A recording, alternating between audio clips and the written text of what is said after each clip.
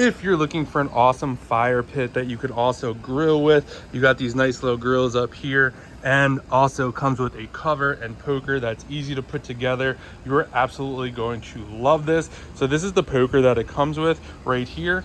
This is 42 inches, so that's really easy and nice. A lot of space in this. These are the racks up here, so if you want to cook something, you could do it on this rack or this rack as well. This one pops off, they both pop off. So if you wanted to just get rid of all the racks, you could do that and just use the fire pit. And you could just, these also rotate, which is really, really nice. So you either could use them, don't use them, it doesn't really matter. Or if your food is done, you could literally just rotate it around, go grab it, do whatever you want. So that's what that looks like. This is the top right here. So once you're done, you're just gonna pop that over.